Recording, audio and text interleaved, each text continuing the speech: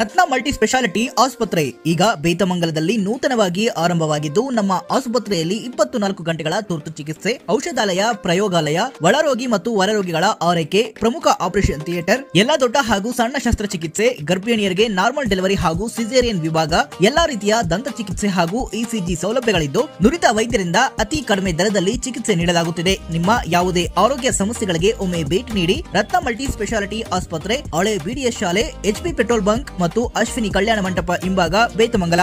ಕೊತ್ತೂರು ಗ್ರಾಮದಲ್ಲಿ ಅಣ್ಣನ ಪತ್ನಿಯನ್ನೇ ಭೀಕರವಾಗಿ ಹತ್ಯೆಗೈದ ತಮ್ಮ.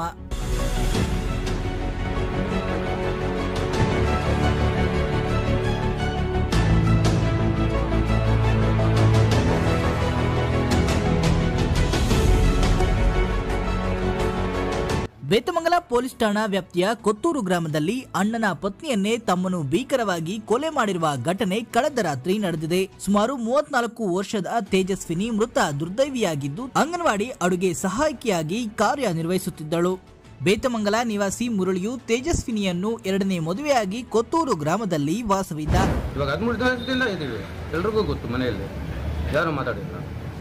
ಎಲ್ಲ 2 ಮಕ್ಕಳು, ಅಲ್ಲಿ 3 ಮಕ್ಕಳು. ನನ್ನ ತಮ್ಮನು ಸ್ವಲ್ಪ ಲೇಟ್ ಆಯ್ತು ಮದುವೆ. ಜಮೀನು ಸ್ವಲ್ಪ ಇದಿತ್ತು ತಗರಾರು. ಸರಿ ನನಗೇನು ಅಂತ ಸುಮ್ಮನೆ ಇದ್ದೆ. ಮನೆಯಲ್ಲಿ ಹೋಗ್ಬಿಟ್ಟು ಹೆಂಡತಿ ಮಕ್ಕಳು ಎಲ್ಲನೂ ಕೂತ್ಕೊಂಡು ಹೂವು ಕಟ್ತಾಯಿದ್ವಿ. 10 ಗಂಟೆ ಆಯಿತು.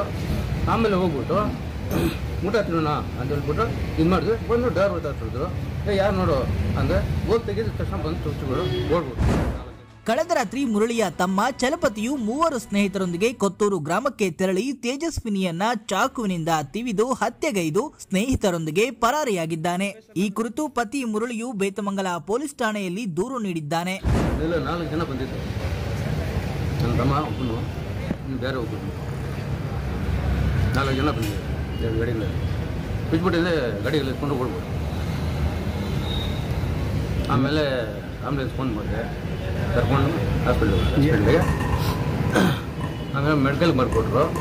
ಅಲ್ಲಿ ಹೋದ್ವಿ. ಅಲ್ಲಿ ಹೋಗೋದಾಗಿ ಆಯ್ತು. ಈ ಸಂಬಂಧ ಬೇತಮಂಗಲದ ನಿವಾಸಿಗಳಾದ ಚಲಪತಿ ಸೇರಿದಂತೆ 4 ಆರೋಪಿಗಳ ಪೈಕಿ 2ರನ್ನ ಬೇತಮಂಗಲ ಪೊಲೀಸರು ಬಂಧಿಸಿದ್ದು, ಪ್ರಮುಖ ಆರೋಪಿ ಚಲಪತಿ ಮತ್ತು ಇನ್ನೊಬ್ಬ ಆರೋಪಿಗಾಗಿ ಬೇತಮಂಗಲ ಪೊಲೀಸರು ಶೋಧ ಕಾರ್ಯ ನಡೆಸಿದ್ದಾರೆ. ಇನ್ನು ಘಟನಾ ಸ್ಥಳಕ್ಕೆ ಡಿವೈಎಸ್ಪಿ ಪಾಂಡುರಂಗರವರು ಭೇಟಿ ನೀಡಿ ಪರಿಶೀಲನೆ ನಡೆಸಿದ್ದಾರೆ.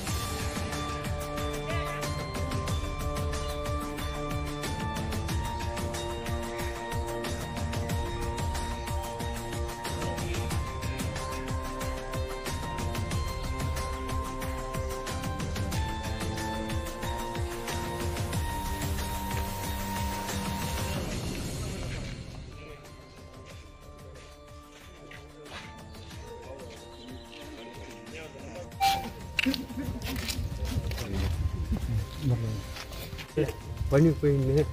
వీళ్ళు ఆలమొగలు కూలి కట్టుకుంటే నాకు తెలియదమ్మా. భోజనం మన భోజనం తీసి 5 రూపాయలు జడేసుకుంటాను అంతే తెలియదు. 10 టీ తగ్గిపోతుంది. ఏం ఇట్లా అయిందండి. వాకిలి చెట్టు నేను ఏం మాట్లాడలేదమ్మా. నువ్వు నా పర్లేదు పర్మిషన్ అయిపోతాను అంటే గెలాడు నాకు తెలియదు. ఏమిటో నాకు తెలియదు. అని అంగడి కట్టి ఊరికి ఇట్లా ఇట్లా చెప్పాను. ఏమన్నా పోదమ్మా అని. ನನಗೂ ನನ್ನ ತಮ್ಮನು ಸ್ವಲ್ಪ ಲೇಟ್ ಆಯ್ತು ಮದುವೆ. ಜಮೀನು ಸ್ವಲ್ಪ ಇದಿತ್ತು ತಗರಾರು. ಸರಿ ನನಗೇನು ಅಂತ ಸುಮ್ಮನೆ ಇದ್ದೆ. ಮನೆಯಲ್ಲಿ ಹೋಗ್ಬಿಟ್ಟು ಹೆಂಡತಿ ಮಕ್ಕಳು ಎಲ್ಲನೂ ಕೂತ್ಕೊಂಡು ಹೂವು ಕಟ್ತಾಯಿದ್ವಿ. 10 ಗಂಟೆ ಆಯಿತು.